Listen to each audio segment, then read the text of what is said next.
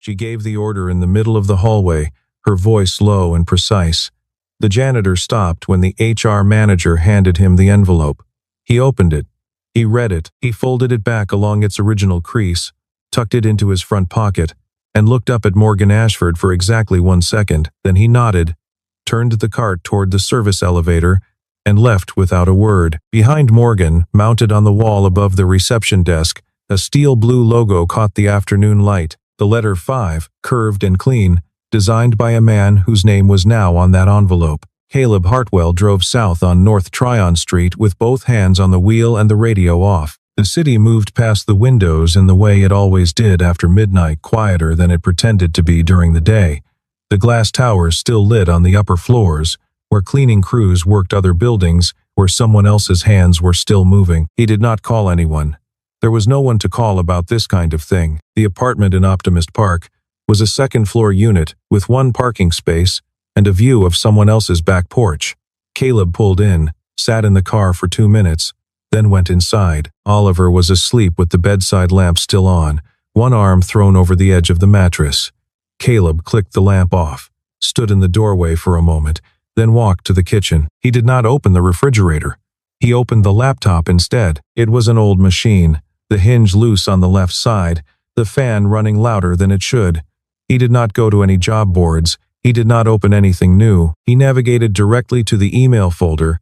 He had never once considered deleting a folder with no label, nested inside an archive subfolder containing 112 emails from a period between 2004 and 2009. He opened the one at the top of the thread. The subject line read, Vantage Co-Founder Agreement Final Draft. The sender was Raymond Ashford at Vantage Group. The date was March 14, 2005. He read it the way a person reads something they have memorized, not looking for new information, looking to confirm that the information is still true. The fan ran. Outside, a car passed on the street below. Caleb sat until the screen dimmed, then let it go dark. Oliver found him at the kitchen table the next morning, the laptop closed, a mug of coffee sitting cold beside it. The boy stood in the doorway in his socks, taking in the scene the way 9-year-olds take in things they're not sure how to ask about. Then he asked anyway, "Dad, you okay?" Caleb looked up. He smiled, not a performance of a smile, but the real thing, smaller and slower.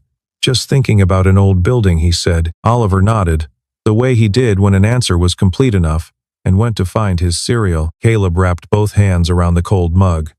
The building he was thinking about was 41 stories tall. He had specified the load-bearing tolerances for floors 7 through 19 himself, staying up through 3 consecutive nights to get the calculations right.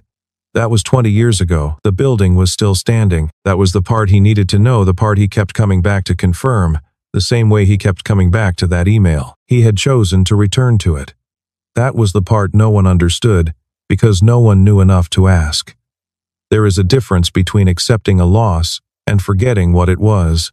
Caleb had never forgotten, and when the maintenance job posting appeared, the building listed by address, not by name, he had recognized it immediately. The load path diagram he had drawn by hand of the exact angle of the curtain wall on the northwest corner. He had applied for the job the same afternoon. He had not told anyone why. The internal audit request landed on Morgan Ashford's desk on a Tuesday morning, in a manila folder stamped Legal Review Confidential. She read it twice before she fully understood what the Patent Office was asking. A subset of Vantage Group's original technical filings from 2004 through 2006 contained attribution gaps. The inventor designations on 3 foundational structural patents were incomplete. Someone had filed them under the company name without listing the contributing engineers. Morgan forwarded the request to the general counsel, then called her head of operations, and told him to open the lower archive room in the building's basement, a space she had been meaning to clear for 2 years and had never gotten around to. She assigned Ruth Hadley to lead the inventory. Ruth Hadley had been Raymond Ashford's executive assistant for 19 years. She knew where everything was, including, it turned out, things she had hoped would stay lost. She found the box on a Thursday afternoon, on the 3rd shelf from the floor in the northeast corner of the archive room. It was a standard banker's box, slightly water-stained on one corner, with a strip of white label tape across the front. The label read, C. Hartwell, Technical Founding Files. Ruth set down the folder she was carrying. She looked at the name on the box. She picked up her clipboard, made a notation that was not about the box, and moved to the next shelf. Morgan spent that same Thursday reviewing the archive footage from the building's legacy security server, cross-referencing dates on the patent filings. The footage was grainy and time-stamped in a small font. She scrubbed through hours of lobby footage from 2005 before a single frame stopped her. Two men in suits, standing in front of a scale architectural model on a drafting table. One she recognized immediately, her father, younger, broader across the shoulders. The other was turned slightly to the left, one hand resting on the model's edge. Both of them were signing the same document. Morgan leaned closer to the monitor. She could not identify the second man's face at that resolution, but the camera caught the table surface at an angle wide enough to show the signature block at the bottom of the document. She enlarged the image until the pixels became squares. In the blur, she made out enough letters to be certain. Caleb J. Hartwell. She called Derek Crane's cell at 7:42 in the evening. He picked up on the second ring. That name, she said without preamble, doesn't appear anywhere in our founding records, but I'm looking at archive footage from 2005, and he's standing next to my father signing what looks like a founding document. There was a half-beat pause. That name doesn't appear in any current record, Derek said, because it was resolved before the company's formal incorporation. Every founding document that matters has been filed correctly. That's not what I asked, Morgan. His voice was even. The archive project is a legal formality. Don't let the footage distract you. She hung up. She sat at her desk for a long time. Then she pulled up the termination file from the previous week 3 routine HR closings. She paged to the third.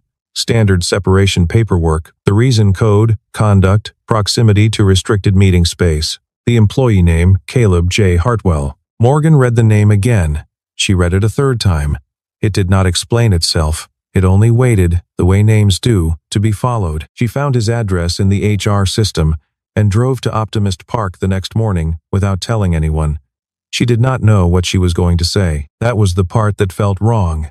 Professionally, she was a person who did not drive across Charlotte without knowing what she was going to say. And yet here she was, parallel parked in front of a tan building with a screen door, sitting with the engine off. She did not know if she was there to apologize.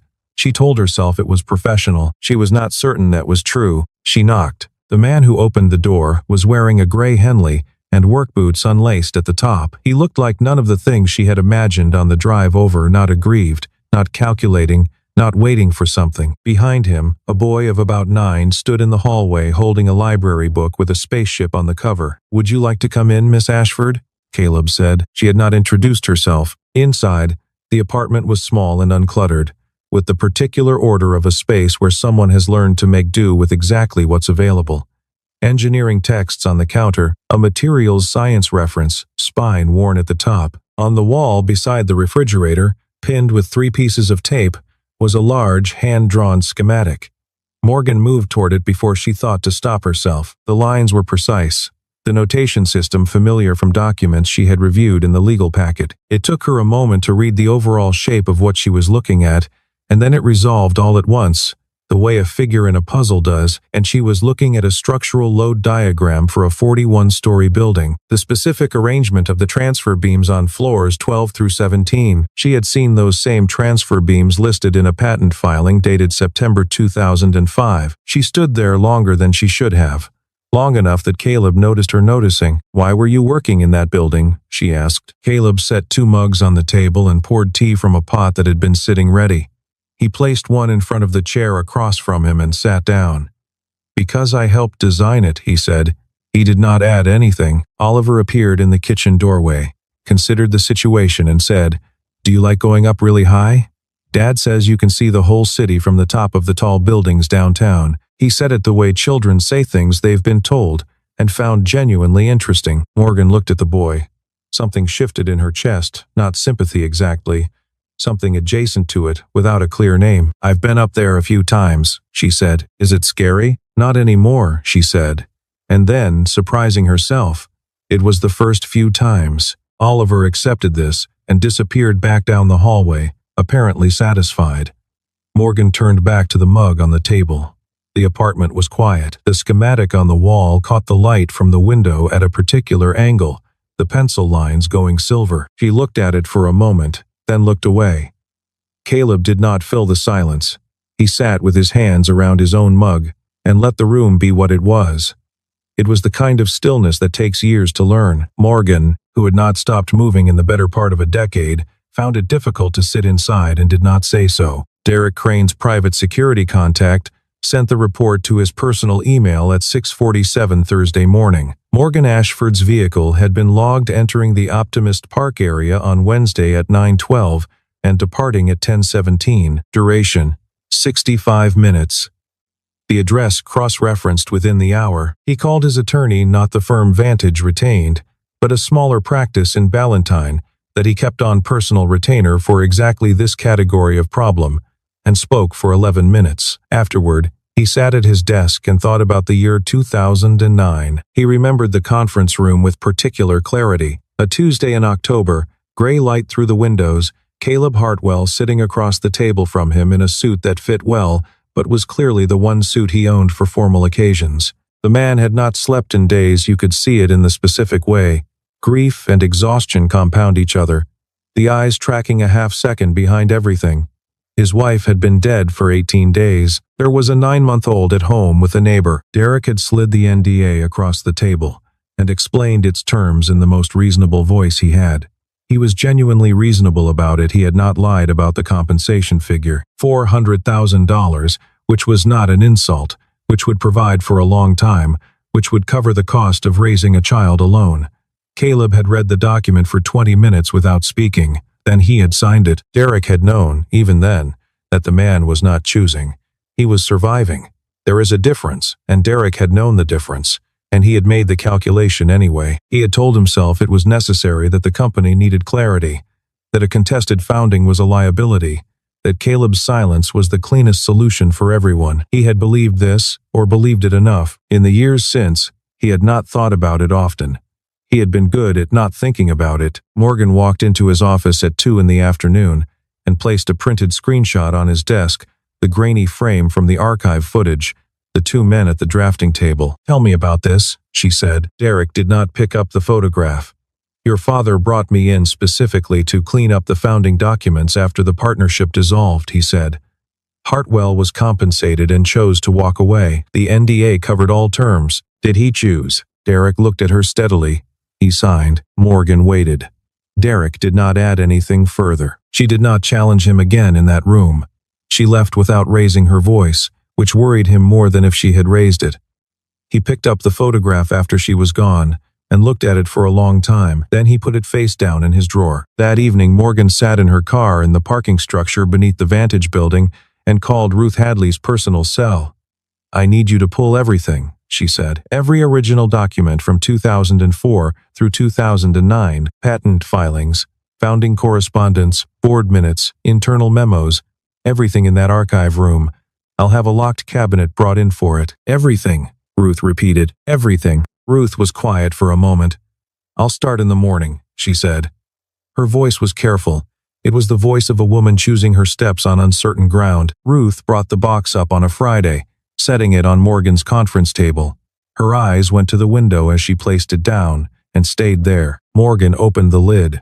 The files inside were organized with a precision that belonged to someone who had expected to need them again, not filed hastily, not shoved in after the fact, but sorted by date and cross-referenced with colored tabs. The handwriting on the folder labels was small and angular, technical. The topmost folder contained a series of emails, printed and paper-clipped in chronological order. Two men working through problems late at night, one focused on the financial architecture of a new company, the other on the physical. The name in the CC line of every significant thread was the same: Caleb J. Hartwell, Senior Technical Partner. The patent filings were beneath the emails.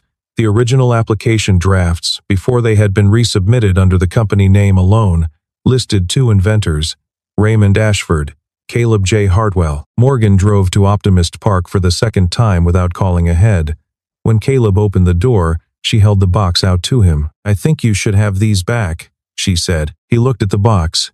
He did not take it immediately. The pause stretched long enough that she wondered if she had miscalculated, if coming here was the wrong move, if he would see it as a gesture that cost her nothing. Then he stepped back and let her in. She set the box on his kitchen table. He looked at it the way a person looks at something they stopped letting themselves want. "Where did you find them?" he said. "Archive room, northeast corner. Third shelf from the floor." He nodded slowly. Raymond always filed things he couldn't throw away. He sat down. She sat across from him, he told her without preamble, in the tone of someone reporting facts rather than asking to be believed. They had started Vantage in Raymond's garage in 2004. 2 people, no staff, operating out of cardboard boxes. Raymond handled the investors, the relationships, the contracts. Caleb handled the engineering, the design, the technical due diligence that made the business credible to anyone who looked closely. They had been equal partners in everything that mattered. His wife's name was Elena. She was killed by a driver running a red light on a Tuesday morning, 11 days before Oliver's first birthday. He was in the hospital when it happened. He had been awake for 31 hours when Derek Crane called to discuss the terms of a separation. "I couldn't fight," he said. "Not as an excuse, as a fact. I had a 9-month-old. I had a funeral to plan. I signed what they put in front of me, and I took what they offered." He paused. "I came back to work in the building because I still wanted to be near the thing we built." He said it without self-pity. It landed in the room like something that had been true for a long time and was only now being said aloud. Morgan sat with it. She did not try to fill the space. When she stood to leave, she gathered herself to say something adequate in acknowledgement. A start, and found she did not have the right words for the full weight of it. So she moved toward the door, and he walked behind her. And as she reached the threshold, he said quietly, "Your father was a good man, Miss Ashford. Even when he made the wrong call." She stopped.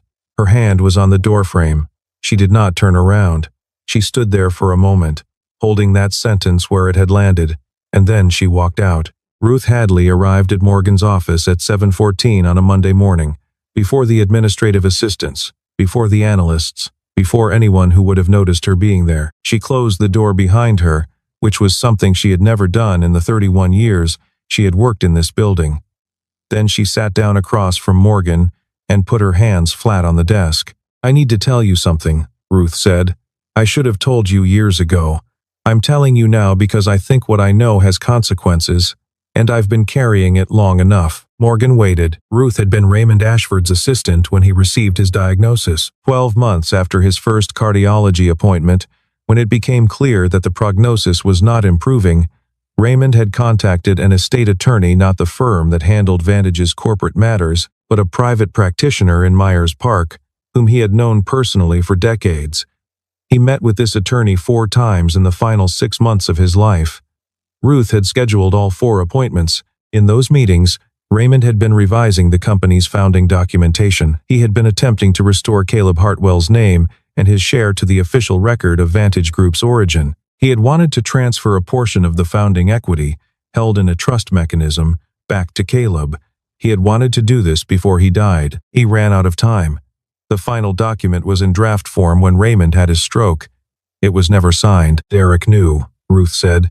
He had a contact in the attorney's office. He knew Raymond was trying to reverse what had been done. After the funeral, when everything went through the estate process, that draft was never mentioned. It wasn't included in the legal filings. It was as though those 4 meetings never happened. Morgan was very still. "Your father told me once." Ruth paused, choosing the words the way she had rehearsed them. "Perhaps many times, I owe Caleb a debt I can never fully pay." He said it to me in this office 2 months before he died. He wasn't speaking abstractly. "Does Caleb know?" Morgan said. "About the draft? About any of this?" Ruth shook her head. Then she reached into the interior pocket of her blazer and placed a sealed envelope on the desk. The envelope was cream-colored, with a return address in her father's hand. On the front, in Raymond Ashford's careful cursive, "Caleb. He wrote this before the last hospital stay," Ruth said. "He gave it to me with instructions to mail it. I held it. I told myself I was protecting the family. The company, I told myself it was better for everyone. And then he was gone, and I kept telling myself it was too late." Her voice remained steady, but her hands, flat on the desk, were pressing down. "I was too afraid to reach him," she said, "and then your father died, and I told myself it was too late." Morgan picked up the envelope. She turned it over. The seal was unbroken. She looked at her father's handwriting, the particular slant of the capital C, The way the L doubled back on itself and felt something in her understanding of him shift, the way a photograph shifts when you realize it was taken from a different angle than you thought. He was not the man she had been grieving. Or rather, he was that man, and also this one. Both things were true at the same time, and she would need time to hold them together. She did not cry. She set the letter down carefully, the way you set down something that belongs to someone else. The board meeting convened at 9 a.m. on a Wednesday, in the 41st floor conference room, with the full Charlotte skyline behind the windows. Morgan had called it 48 hours in advance, under the standing clause that allowed the CEO to convene emergency sessions for matters of fiduciary concern. She had not specified an agenda beyond that phrase. Derek Crane arrived with his usual composure and found the room already half full. Morgan presented the material without narration. She placed the documents on the conference table in sequence and let the board members read. The founding email chains, the original patent applications with both names, the archive footage screenshot, Raymond's undelivered letter to Caleb. A written account from Ruth Hadley, signed and notarized the previous afternoon, a summary from the estate attorney's office confirming that 4 consultations regarding equity revision had taken place, and that the resulting draft had not been finalized before Raymond Ashford's death. She did not editorialize. She let the sequence speak. Derek spoke for 9 minutes. He was skilled at this, at taking a complicated situation and reducing it to the cleanest available legal summary. The NDA was valid. The compensation had been accepted. Caleb Hartwell had no remaining legal claim against the company under any instrument currently in effect. Whatever Raymond may have intended, intention was not instrument. The company had no liability. Morgan let him finish. Then she said, "This isn't about legal obligation. This is about what's right." One of the board members, the chair of the audit committee, a woman who had been on the board since before Morgan was named CEO, said, "Morgan, you're asking us to rewrite 30 years of corporate history." "I'm asking you to correct it," Morgan said. "Those are different things." The vote was 7-2 in favor of opening an independent investigation into the handling of Vantage's founding documentation and the circumstances of the 2009 NDA. The investigation would be conducted by an outside firm with no prior relationship to Vantage's general counsel. Derek stood when the result was announced. He buttoned his jacket. He walked out of the conference room with his face arranged, but not quite arranged enough. There was something around the eyes, a tightening, that Morgan noticed and chose not to name. She drove to Caleb's apartment that afternoon. He opened the door and she handed him the envelope. She said, "This was meant for you. I'm sorry it's 15 years late." She had rehearsed other things to say on the drive over. When she got there, none of them seemed necessary. Caleb took it. He looked at his own name written in Raymond Ashford's hand. He moved to the kitchen table and sat down without being asked, and he read it slowly. The way you read something you know you will only understand once. When he finished, he remained still. The apartment was very quiet. His hand holding the letter did not move, but the paper moved a small involuntary tremor, and Morgan, standing near the door, saw it and looked away. He did not say anything. Not yet. And she did not ask him to. For a long time there was only the sound of the street outside, and the particular silence of a man sitting inside something that had just changed the shape of the room he'd been living in. When Caleb set the letter down, he smoothed it against the table. Flat, careful. The way you press something you want to last. He was trying to fix it, he said. Not a question. Something closer to an answer he had been waiting to find. Morgan sat down across from him. She had not been invited to sit, but she did not think he would object, and he did not. She did not say anything. There was a quality to the silence between them now that had not existed at the beginning of the week, not comfort, not ease, but the absence of pretense, which is its own kind of closeness. She was aware that she had come into this apartment twice now, as a person trying to conduct an investigation, and that she was no longer conducting one. She was not certain when that had shifted.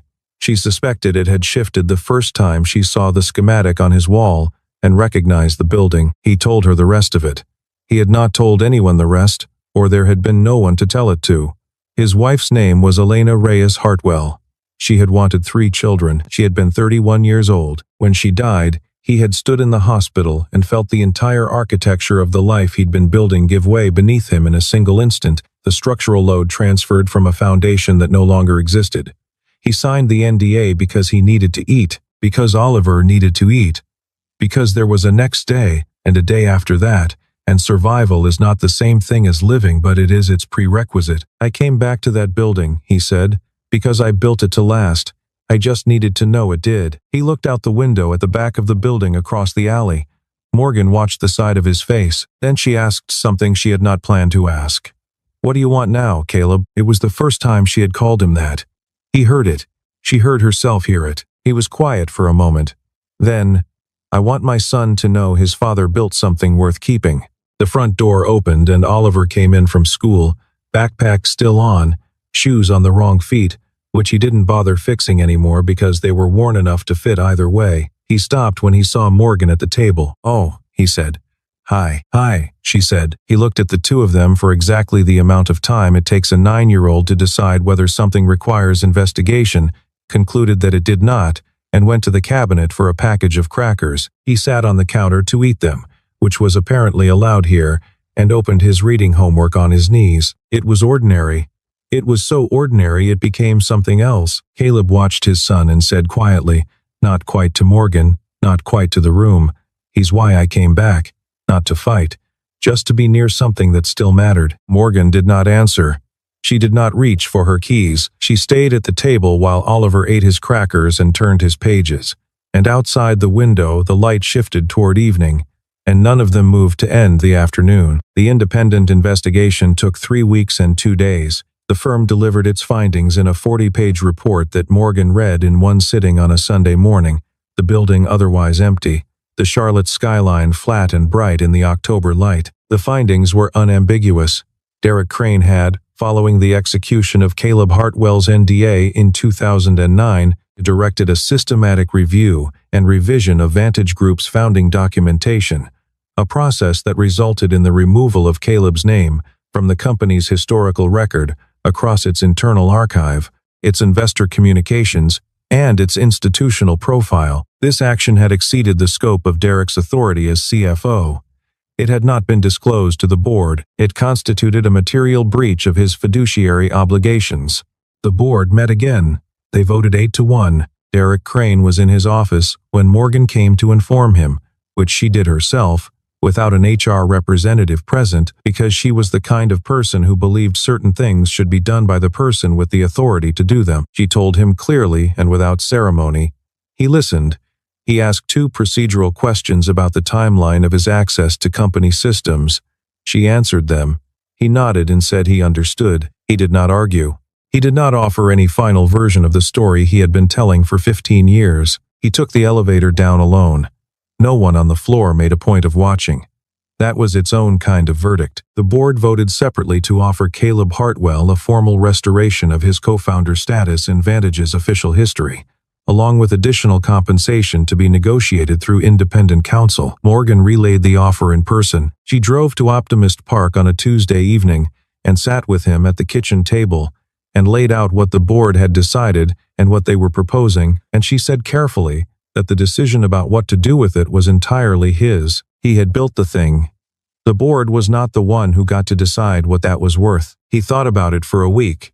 They met in the hallway on the 32nd floor deliberately. This time, not coincidentally, Morgan had come to update him on the investigation's conclusion, and they walked the length of the corridor without particular destination, both looking down at Charlotte through the floor-to-ceiling windows and the city arrayed below in its ordinary afternoon business. Neither of them was in a hurry to reach the end of the hall. That was itself a new thing. For most of the past 3 weeks, every time they had been in the same room, there had been somewhere to get to. I fired you in this hallway, Morgan said. You didn't know, Caleb said. She was quiet for a moment. I should have asked first. He considered this. Most people in your position wouldn't have. She didn't know if it was a compliment. She didn't think it was only that. She didn't ask for clarification. And the hallway continued past them, and the city below continued its business, and neither of them moved to fill in what had been left open. Caleb agreed to the restoration of his name in the company's official founding history. He declined any executive position. He accepted an engagement as independent technical consultant on a specific project. The structural renovation of Vantage's original building, the first one, built in 2006, 30 years old now, and due for an upgrade the company had been delaying. He signed the consulting agreement on a Thursday morning and walked out into a mild October day feeling lighter than he could account for, like a load had been redistributed. He told Oliver that evening, simply, "I helped build a building a long time ago. They want me to help make it better." Oliver was doing homework at the kitchen table. He looked up. "Why did you stop?" Caleb sat down across from him. "I was tired," he said, "but I'm not anymore." Oliver looked at him for a moment, with the particular scrutiny of a 9-year-old evaluating a statement for truth. Then he nodded and went back to his worksheet. That was enough, which was itself a kind of absolution. The first working session at the construction site took place on a Tuesday in November, in a temporary office trailer parked at the base of the building. Morgan was there because the renovation was a capital project that reported to her directly. Caleb was there with his consulting portfolio and a set of load analysis revisions he had stayed up until 2 in the morning to complete. They met at the drafting table in the corner of the trailer, where the architectural drawings were spread and weighted at the corners with heavy clips. Caleb pointed to a transfer junction on the 7th floor plan and walked through the load path implications. Morgan followed the explanation, leaning over the drawing with her pen in hand, marking the points he identified.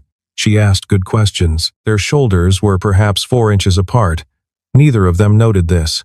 The contractor's project manager noted it and said nothing, because his job was the building. Ruth Hadley attended the ceremony in December, a small board reception in the lobby of the original Vantage building. A brass panel had been installed beside the original architectural rendering. The panel read, "Vantage Group, founded 2004. Raymond Ashford, Caleb J. Hartwell, co-founders." Ruth stood in front of it for a long time. She thought about the sealed envelope and the years it had taken her to pass it on. She thought about Raymond saying what he had said in her office 2 months before he died. For the first time in longer than she could trace, she did not feel the weight she had been carrying forward. That evening, after the reception, Caleb walked out of the building and stood on the sidewalk on South College Street. The November air was cold and dry. He looked up at all 31 stories, the windows lit unevenly, one lamp still on in an upper-floor office. He did not call. He did not text. He stood there with his hands in his coat pockets, looking at the building he had helped build. Oliver was home. He would be finishing his reading homework and probably sneaking crackers. Caleb turned up the collar of his coat and started walking toward the parking garage. The building stood behind him in the cold November night, lit from within, solid and continuous, the way he had always meant it to be. That was enough. For now, it was enough. Neither of them had been looking. That was the thing about it. Neither of them had been looking for anything except what was already theirs to find.